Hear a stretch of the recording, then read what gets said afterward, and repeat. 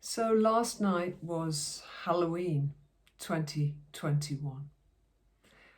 In fact, it's been half term and the whole week has been crackling with excitement, crowds, people dressing up.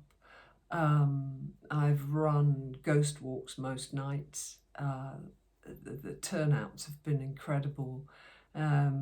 Lots of children coming dressed up. It's just been absolutely great. But the weekend, it was unforgiving. The weather was tempestuous. And I always laugh to myself how this last weekend of October, when the Goths turn up to celebrate the whole history of Dracula, the occult, this Gothic tale centered partly around Whitby, they all turn up and it just always seems to be a washout, a great storm. And the irony is that in the book of Dracula and the chapters on Whitby, so inspired by this extraordinary little town facing the North Sea that was for so many centuries cut off by the wildness of the moors behind, a shipwreck coast, a place where sailors often found themselves lost in the mysteries because Whitby faces the North Pole and it was a very difficult place to navigate to. And then ships would find themselves floundering on the wild reef that lies just off the piers. So in the book of Dracula, the way Bram Stoker, the author, brings the evil count, the vampire, onto English shores is to have him run aground in a shipwreck on the Whitby coast. And in the story, of course, the story is that there's this fantastic sunset and everybody's watching the sunset. People are milling around on the cliffs. But there's one ship that's behaving rather oddly. And then the next minute, because it's sort of zigzagging backwards and forwards, but the next minute there's this beautiful summer's evening of mill pond sea and no breeze, and a lovely sunset is disturbed by an instantaneous eruption of a wild tempest. And suddenly the ocean is all a storm and the waves are meters high and the ships are all in trouble. But this one weird vessel, somehow by some supernatural force, is driven towards the entrance of Whitby Piers to enter the harbour under the ruins of the Abbey and the great outline of the majestic St. Mary's Church and the graveyard. And the ship, this vessel, is followed by spotlight as it meanders across the harbour, having charged through the piers on a mighty wave. And the onlookers are horrified because they can see that the man at the wheel is actually obviously unconscious or dead because he's staggered and his head's lolling. And then infamously, the ship runs aground on the harbour sands and a gigantic black creature emerges onto the bow. 'Tis the black dog with red eyes. It's the mythic Barghest hound, this mythic hound of the Yorkshire moors. A gigantic beast with red eyes that then leaps from the bow of the ship, bounds up the 199 steps and disappears into the graveyard. And all the people of Whitby are all a wild gossip and a chatter and a feared. It only gets worse when they investigate what's on board the ship. But I will leave that to you to discover, because one could talk for hours about the whole Dracula myth. You can download the chapters online for free and just read those Whitby chapters. They really are mind-boggling. But the thing that fascinates me is the way its author, Bram Stoker, wove fact and fiction together so beautifully. And he drew on all the folklore, the lore, the legend, the whole culture of seafaring community, the wildness, the remoteness, the decay, the ruin, the sense of the supernatural, which just oozes out of Whitby. It's in the land, it's in the wildness of the cliffs. There's something so very ancient, very holy here on this coast.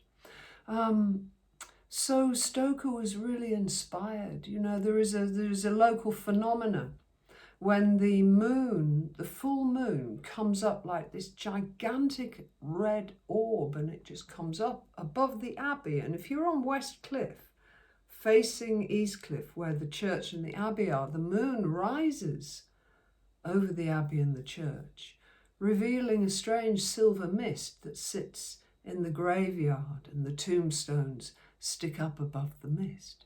So this eerie, supernatural, powerful, elemental phenomena leave the onlooker in awe, in marvel, in no doubt that there is something enormous, unfathomable and huge at work.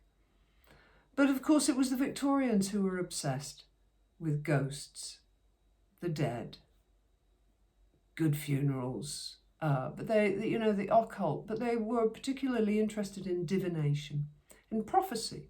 So we know the Victorians highly valued evenings with the tarot cards or a seance, Ouija board, but often they would consult a medium or someone they hoped would have the powers to commune with the spirit world. Now, communing with the world of spirit is as old as mankind. Last night was Halloween, wet, windy, windswept, windblown, stormy, very reminiscent of Dracula. But today, it is the day of Samhain, or as it is spelled, literally, Samhain, and I think they pronounce it Samhain. And this is the time of the Celts, the ancestors of these islands, would welcome the dead, because they believed this was the time of the year when the veils were very, very porous. The dead could come and go at will and walk among us. Now, divination, summoning of spirits to receive prophecy, portent, advice, to see the future. Shamanism is really the sort of the original, these were the wise men who had been trained in particular ways through a lineage to commune with the dead. We know the Tibetans made a whole culture of it. But later, much as we say that the witch is really the rotting goddess, because by the time the idea of the malevolent evil witch turns up, she's really just an awful mutation created, I think much by the church, of the original wise woman. And eventually all the herbalists and the healers and the hedge-law witches and some of the alchemists, and they were all suppressed by violent means mostly. But we come to this idea of the necromancer.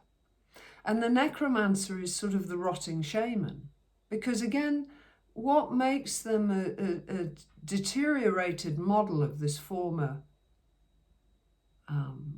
perhaps more profoundly engaged and wise and well-trained person in their particular craft, is that they had half knowledge. A lot of the knowledge of the esoteric world had already been wiped out. So by the time the necromancer turns up, this is the half-baked shaman, and he is seen as somebody who can commune with dead spirits. I think to this day we all would like to know there's something more than this. And there is sufficient evidence that there are many, many other levels of reality with different kinds of beings. Ghosts and ephemeral phantasms, from devas and elementals and entities right the way through to the angelic realms. We have ignored these worlds for too long. And I think it is a wonderful thing to begin to realize that each one of us is the bud of our ancestry that goes up like a huge tree above us. And we too are born of spirit. So Halloween was a pretty wild affair. Samhain is the day I light candles for the ones I love who've gone. And I hope that somewhere they hear me and they see me and I'm with them. For ultimately, perhaps it is all one. But I hope you had a good Halloween. And now as we drop into the dark months of November, Samhain is the celebration of the final harvest, the nuts and the berries. And now it's a time for a hunkering down. I, for one, am tired, my stories are tired, and I'm definitely ready to give it all a rest, certainly for a short while, and enjoy some quiet time, deepening into winter, lighting the log fires, and beginning to think about new stories for next year.